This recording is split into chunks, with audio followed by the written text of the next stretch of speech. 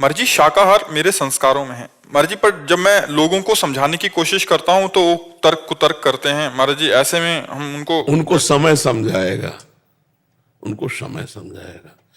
जिनको संतों के वचन और सात्विक पुरुषों के वचन नहीं समझ में आते कि भाई मुर्गा बकरा इनमें सब में जीव है, आप इनको काटते हो इनको खाते हो, बोले मैं काटता नहीं, मैं दुकान से ले आता हूं, तो अगर आप ना खाओ तो वहां कटना बंद हो जाए ना।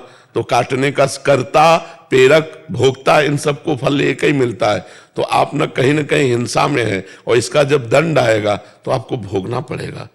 देखो ऐसे ऐसे निर्दयी लोग हैं जो जिंदा पशुओं को जला करके उनका मांस खाते हैं। कहते हैं दूसरे देश तो बहुत उन्नतिशील हैं। हाँ, तो क्या भोग मांस खाना शराब पीना इसको उन्नति समझते हो? अगर उन्नति समझते हो तो भ्रष्ट जीव हो तुम। क्या रुपया उन्नति है? आचरण पवित्र उन्नति है। यहाँ एक बार जिस स्त्री ने पुरुष का हाथ पकड़ लिया आजीवन निर्वाह किया, वह आज इसके साथ कल उसके साथ। पर हमारे देश का सदैव अनुकरण करते रहे अन्य देश वाले। आज हम गिर रहे हैं इसलिए कि हम अन्य देशों का अनुकरण करें। ये जो boyfriend girlfriend live in relation ये हमारे देश का नहीं, हमारे शास्त्रों का नहीं है, ये अन्य देशों से आया हुआ आचरण है जिसको आज स्वीकृति मिल गई है। अब देखो एक लड़की एक बॉयफ्रेंड से 10 दिन बाद ब्रेकअप, दूसरा बॉयफ्रेंड, 20 दिन बाद उससे ब्रेकअप, तीसरा, इसको क्या बोलोगे आप? व्यभिचार प्रवृत्ति बोली जाएगी ना। अरे हम कह रहे हैं किसी लड़की को अगर ऐसा है तो एक बच्चे को वरण कर लो और उसके माता पिता से मिलकर ब्याह करो, गृहस्थी में चले जाओ, कोई परेशानी नहीं। हम और पक्ष पे नहीं है, एक पक्ष पे दोस्ती करो, व्यभिचार मत करो। और जब तुम्हारी दोस्ती पक्की हो जाए तो फिर गृहस्थ धर्म में चले जाओ। फिर और जैसे गृहस्थ का प्रयोग होता है आज हमारा जो गृहस्थ धर्म है बहुत संकट में है। मानो कई जगह व्यभिचार करने वाली लड़की, कई जगह व्यभिचार करने वाला लड़का, ये जब पाणी ग्रहण करेंगे तो मर्यादा में नहीं रहेंगे, क्योंकि ये पहले ही अपनी आदतें बिगाड़ चुके हैं। अब इनकी गृहस्थी कैसी रहेगी? पुरुष देख रहा है कि वो उनसे बात कर रहे, वो देख रहा है उनके साथ जा रहे, तो संबंध विच्छेद। संबंध का मिठास कहां रह गया? संबंध का भरोसा कहां रह गया? संबंध में विश्वास कहां रह गया? तो जीवन किस काम का? तो ये विदेश कोई उन्नतिशील नहीं है। आप क्या उन्नति मानते हो विदेश में? किस बात की उन्नति मानते हो? आनंद परमानंद कहाँ है? अगर यही उन्नति है तो हमारे पास विदेशी लोग आकर के क्यों बैठते हैं? क्यों जानना चाहते हैं कि तुम किस आनंद में हो? अरे तुम भारतवासी हो, अपने गर्व में रहो, अपने धर्म में रहो, अपनी महिमा में रहो, दूसरों की बातें मत देखो। ये संसारी पुरुष हैं, ये क्या जाने। केवल इतनी उन्नति है, अगर इतनी उन्नति है तो अपने भारत में पैसे की कमी नहीं है, एक से एक धनी है, तो क्या वो शांत है? अगर वो शांत है तो संतों के चरणों में क्यों जाते हैं? वो दानपूर्ण धर्मात्मा क्यों बनना चाहते हैं? क्योंकि उसमें शांति नहीं है। शांति है दूसरों को सुख देने में, शांति है धर्म में चलने में, शांति है भगवान में। ये तो दूसरे केवल भोग योनि समझो। अन्य देशों में भोग योनि। उन्नति का मतलब क्या समझ लिया? उन्नति का मतलब रुपया होना, भोग भोगना, इतनी केवल उन्नति मानी जाती है क्या? ये तो नहीं। महाराज जी, मैं अध्यापक हूं, तो मेरे सामने इस तरह की बहुत सारी सिचुएशन आती है।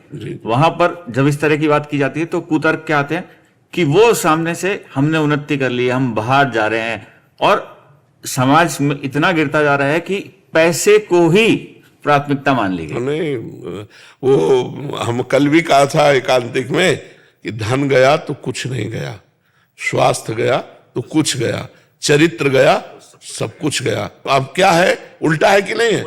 हाँ, तो अब ये बुद्धि भ्रष्ट हो रही है, यूथ की भी हो रही है। हाँ, अब आप देखो बूढ़े माता पिता जिनको सुविधा चाहिए, जिनको तुम्हारा प्यार चाहिए, वो घर में सड़ रहे हैं और तुम आनंद ले रहे हो देश विदेश में अपने कर्तव्यों का त्याग करके।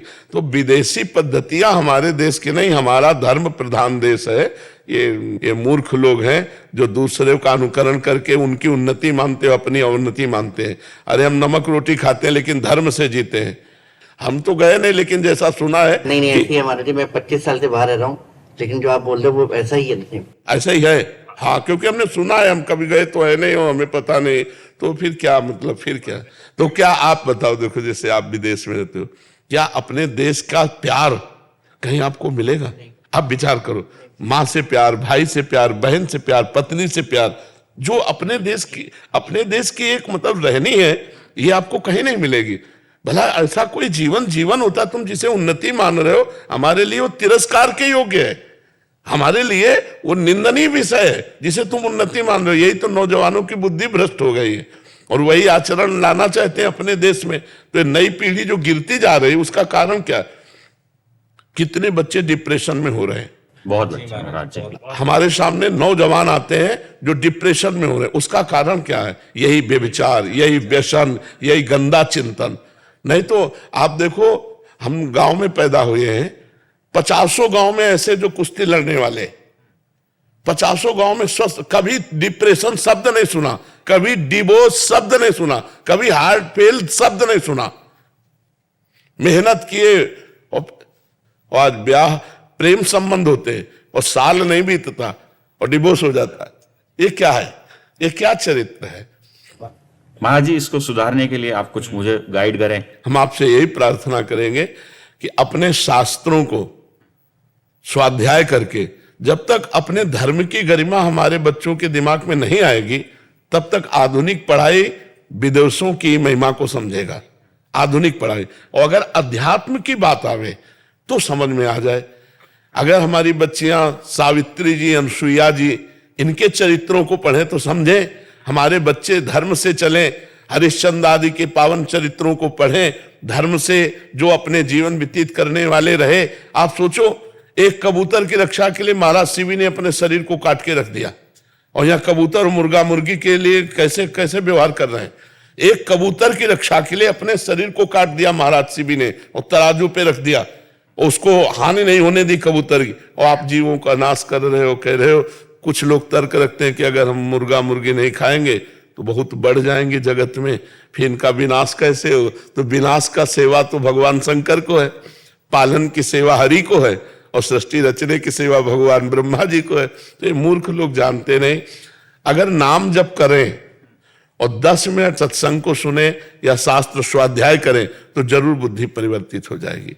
ब्रह्मचर्य की कमी के कारण हमारी बुद्धि रजोगुणात्मक होती चली जाती है और वो व्यसनों में उतर जाती है, और व्यसन और ब्रह्मचर्यहीनता ये धर्म रहित कर देते हैं।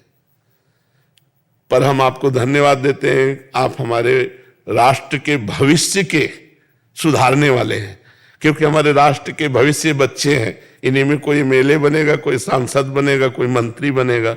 अगर ये चरित्रवान होंगे, धर्मवान होंगे तो किसी भी पद में जाएंगे तो हमारे राष्ट्र की शोभा होंगे, राष्ट्र की सुरक्षा होंगे। और अगर भ्रष्ट पदाधिकारी हुआ तो नष्ट करने वाला ही होता है। तो बच्चे स्कूल से ही चरित्रवान बनते हैं। तो आप प्रथम गुरु हैं जो उनके चरित्र को प्रकाशित करने वाले हैं। तो आप प्रयास रखिए, भगवान से प्रार्थना करते रहिए और अध्यात्म को जोड़िए। आधुनिक पढ़ाई के साथ यदि अध्यात्म जुड़ेगा तो सुधार होगा। केवल आध्यात्मिक नहीं चल पाएगा क्योंकि उनको आधुनिकता की जरूरत है, और केवल आधुनिकता नहीं चल पाएगी क्योंकि अध्यात्म के बिना उसको सही ढंग, सही मार्ग नहीं मिल पाएगा। पूरा अध्यात्म ही नहीं चला पाएंगे, वो तो हम लोगों का विषय है, केवल अध्यात्म में चलना।